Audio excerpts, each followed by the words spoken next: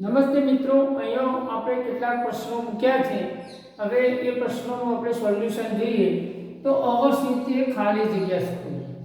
તો અવર્સ એ વી, અસ, અવર અને અવર્સ. હવે મિત્રો અહીંયા અવર્સનો અર્થ શું થાય એ આપણે જોઈએ પહેલા. તો અવર એટલે આપણી થાય અને અવર્સ એટલે પણ આપણી જ થાય. પણ આ જે છે એ પોઝેસિવ એડજેક્ટિવ અને આ પોઝેસિવ પ્રોનાઉન. આના પછી સ્કૂલ શબ્દ એવું મૂક્યું નહીં. સ્કૂલ અહીંયા પાછળ છે. તો આપણી સ્કૂલ એવું નહીં બોલવાનું, આપણી બોલવાનું. તો સેકન્ડ પોઝેસિવ જેને ફોર્મ, સેકન્ડ પોઝેસિવ ફોર્મ જે છે તે એના પછી આવું નામ આવતું નથી. એટલે એ નામ વાક્યમાં ગમે તે હોય અથવા આગળ ક્યાંય આવી ગયું હોય તો ફરીથી એનું પુનરાવર્તન કરવાની જરૂર હોતી નથી. તો અહીંનો જે અવર્સ છે એનું ગુજરાતી એવું કરવાનું કે અમારી, પણ એમાં સ્કૂલ શબ્દ પાછળ છે એટલે સમજી લેવાનું. હવે વાત આગળ બીજી છે. તો ગર્લ્સ સ્કૂલ આવો જવાબ આવે. કેમ આવે? તો એપોસ્ટ્રોફી એસનો ઉપયોગ આપણે શીખ્યા. દાખલા તરીકે આપણે એમ કહીએ કે રાહુલની પેન, તો રાહુલની પેન લખવું હોય તો આવો એપોસ્ટ્રોફી એસનો ઉપયોગ કરવો પડે. આ એક એપોસ્ટ્રોફી, આ ચિહ્નને એપોસ્ટ્રોફી ચિહ્ન કહે છે. આ એક ચિહ્ન છે એને એપોસ્ટ્રોફી ચિહ્ન કહે છે. હવે આ એપોસ્ટ્રોફી ચિહ્ન મૂક્યા પછી આવો એસ મૂકવામાં આવે તો એની એપોસ્ટ્રોફી એસ કહેવામાં આવે છે. હવે આ એક માલિકી બતાવે છે. માલિકી એટલે પોતાની, પોતાનું, તેનું, તેમનું, રાહુલનું, મયુરનું, રીનાની, ગીતાની, સીતાની, આવું ની, નો, નું, ના આવતું હોય તો એના માટે અંગ્રેજીમાં આવો એપોસ્ટ્રોફી એસ લગાડવો પડે છે. તો આપણે એમ કહીએ કે આવો એપોસ્ટ્રોફી એસ લગાવીએ આપણે, તો આપણે એને લગાવી દઈએ રાહુલની બેન. પણ આપણે ઘણી વખત એવું બને કે પાછળ એસ આવતો હોય. દાખલા તરીકે છોકરીઓની શાળા. તો છોકરીઓની શાળા તો એક છોકરી નહીં મિત્રો, ઘણી બધી છોકરીઓ છે. તો તમે પહેલા ગર્લ્સ લખ્યું, પછી એના આગળ આવો એસ લખી, ફરીથી એસ લખવો છે તો આવો એસ ના લખો તો ચાલે. ટૂંકમાં આવો એસ આવતો હોય તો ફરીથી એસ લખવાની જરૂર નથી. મિત્રો ફરીથી કહું કે પ્રોપર નાઉન પાછળ એસ આવતો એવા નામ છે તો એવા નામો પછી આવો એપોસ્ટ્રોફી એસ લગાડી શકાય છે. ફરીથી તમારે એસ લગાડવાનું નહીં, ફક્ત આવું નિદાન કરી દો તમે તો ચાલી શકે.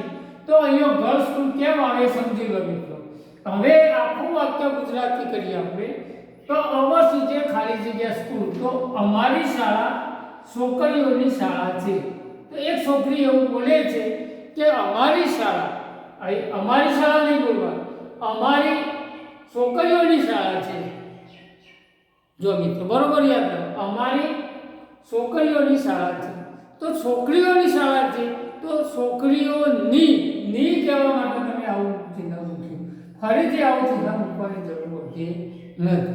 ટૂંકમાં પાછળ એસ આવતો હોય તો ફક્ત એપોસ્ટ્રોફી એસ લગાડવાથી ચાલી જાય એટલે સાચું પડી જાય. અહીંયા જે ઓપ્શન આપ્યા છે એમાં આ ઓપ્શન આવે છે. હવે બીજું વાક્ય લઈએ. I didn't know since how long she there. હવે પહેલી વાત એ છે કે since નો ઉપયોગ ક્યાં થાય? તો since એ ચોક્કસ સમયથી. જો since એ કંજક્શન છે. અહીંયા કંજક્શન નહીં મિત્રો, સોરી અહીંયા કંજક્શન જ છે અને પ્રેપોઝિશન તરીકે પણ વાપરી શકાય. since નો કંજક્શન અને પ્રેપોઝિશન તરીકે ઉપયોગ કેવી રીતે થાય? તો ચોક્કસ સમયથી. તો એવો ચોક્કસ સમયથી આપણે જોડવાનું હોય ત્યારે since વપરાય છે. તો અહીં આપણે since મૂક્યું. I didn't know, હું જાણતો નથી. since how long, હવે how long A period of time બતાવે કે કેટલા સમયથી એવું કહેવું હોય. લોંગ એટલે લાંબુ ના થાય, લોંગ એટલે અહીંનો સમયનો ગાળો બતાવે કે ભાઈ કેટલા સમયથી સી ખાલી જગ્યા જે ત્યાં હતી. જો ભૂતકાળ છે વાક્ય, હવે સિક્વન્સ ઓફ ટેન્સીસનો નિયમ એવો છે કે જો અહીં સાદો ભૂતકાળ હોય તો અહીં પણ સાદો ભૂતકાળ જ હોય એવું લગભગ બની જ જાય. તો અહીંયા સાદો ભૂતકાળ છે, અહીંયા સાદો ભૂતકાળ છે. તો અહીં ભૂતકાળ તમારે વાપરવો હોય તો અહીંયા તમારે હેડ બીન સિટિંગ લખવું હોય. એટલે તમે અહીંયા હેડ બીન સિટિંગ ધેર.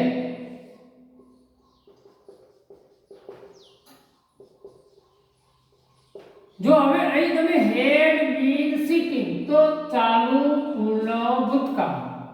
તો અહીંયા તમે હાઉ લોંગ થી ચાલુ પૂર્ણ ભૂતકાળ બનાવી અને હાઉ લોંગ થી તમે શું કર્યું, બે વાક્યોને જોડ્યા છે. હવે સિન્સ શું બતાવે તો ચોક્કસ સમય બતાવે કે ભાઈ કેટલા સમયથી તેણીની ત્યો છે તો હતી, સોરી ત્યો હતી. તો એવું કહેવા માટે હેડ બીન સિટિંગ તમારે ચાલુ પૂર્ણ ભૂતકાળ મૂકવો પડે છે. એટલે હેડ પછી બી પછી આઈએનજી અને બી પ્લસ સી, બરાબર. એટલે અહીંયા હેડ બીન સિટિંગ તમે લખો તો તમારે ચાલુ પૂર્ણ ભૂતકાળ થઈ જાય. હેડ બીન સિટિંગ ચાલુ એ થાય અને પૂર્ણ પણ થાય. એટલે આવા બે ભેગા કાળ હોય એવો કાળ એક છે એને ચાલુ પૂર્ણ ભૂતકાળ કહીએ છીએ. હવે ચાલુ પૂર્ણ ભૂતકાળની અંદર અહીંયા ચોક્કસ સમય એ સમય તમે અહીંયા હાઉ લોંગથી બદલો. હવે બે વાક્યોને જોડવો છે તો તમારે સિન્સથી જોડવું, બરાબર. એટલે પ્રેપોઝિશનનો ઉપયોગ કહેવાય. હવે આગળ જોઈએ બીજું વાક્ય, it was A really A memorable match. હવે આ વાક્યને ઉદ્ગાર વાક્ય બે ઓપ્શન મેં આપ્યા છે તો બે વાક્ય ઓપ્શનમાંથી વિચ ઇઝ રાઈટ એમ કયું સાચું છે. તો અહીં આ પહેલું વાક્ય જે છે સાચું છે. તો કેવી રીતે? તો હું તમને કહું કે જ્યારે તમે એક્સક્લેમેટરી સેન્ટેન્સ એટલે કે ઉદ્ગાર વાક્ય બનાવતા હોય ત્યારે ઇટ વોઝ જે છે કર્તા ક્રિયાપદ પાછળ આવે. એટલે એક તો થઈ ગયું. હવે અહીં તમે એ મેમોરેબલ મેચ છે તો અહીંયા નામ, અહીં વિશેષણ છે, અહીંયા નામ છે. જો નામ અને વિશેષણ બે હોય તો આવું વાક્ય ઉદ્ગાર બનાવવું હોય તો વોટથી બન્યું છે. આ મિત્રો યાદ રાખવાનું, બરાબર. જો નામ ના હોય અને એકલું વિશેષણ હોય તો હાઉથી બન્યું. હવે રિયલી શબ્દ ક્યારે આવે? હવે આ વાક્ય અને આ વાક્યને સરખા બનાવવા હોય, આપણે ત્રાજવાથી તોલતા હોય તો બે પલ્લો હરખો થવો જોઈએ. તો એવો બે પલ્લો હરખો કરવા એટલે કે એવો ભાવ બતાવવા માટે તમારે અહીંયા રિયલી મૂકવું પડે. અહીંયા રિયલી નહીં મૂકવાનું, અહીંયા વાક્ય ઉદ્ગાર બનાવવાનું. તો ઉદ્ગારની ભાષા, વાક્ય બનાવવાની રીત શું? તો કર્તા ક્રિયાપદ પાછળ આવે. હવે એના આગળ વોટ મૂકી દો, કો તો હાઉ હોય, નામ છે એટલે વોટથી થાય. પછી વિશેષણ નામની આવે અને આ નામ પ્રમાણે આર્ટિકલ હોય, એક વચન નામ હોય તો આર્ટિકલ હોય તો અહીં નામનો આર્ટિકલ અહીં વિશેષણના ઉચ્ચાર પ્રમાણે મુકાય. એટલે અહીં એ મૂકે. મિત્રો યાદ રાખો, આપણે ફક્ત એક જ વાત જોવાની છે કે આનું ઉદ્ગાર વાક્ય કેવી રીતે થાય. તો કર્તા ક્રિયાપદ પાછળ જાય, પછી એ મેમોરેબલ મેચ આવી જાય અને કોઈ રિયલી હોય, હરખો ભાવ બતાવવા માટે હોય, અહીંયા એવું મૂકવામાં આવતું એટલે એને કાઢી નાખવાનું. રિયલી, ઇન્ડીડ, વેરી આવા શબ્દો હોય જો વાક્ય વિધાન વાક્ય હોય, આ વિધાન વાક્ય કહેવાય તો વિધાન વાક્યમાંથી આવા શબ્દો કાઢી નાખવાના. ઉદ્ગારમાં તો એનો ભાવ હોય. હવે આપણે ઉદ્ગાર વાક્ય બોલવાની ભાષા કેવી હોય? દાખલા કે આપણે પ્રોનાઉન્સિએશન કરવું હોય તો કેવી રીતે પ્રોનાઉન્સ કરાય? તો what a memorable match it was, what a memorable match it was, કેટલી યાદગાર મેચ હતી, આવી રીતે બોલવું પડે. એટલે એને ઉદ્ગાર વાક્ય કહી શકાય. મિત્રો આ વિડીયોને લાઈક કરજો, શેર કરજો, તમારા મિત્રોને પહોંચાડજો અને ચેનલને સબસ્ક્રાઈબ કરજો.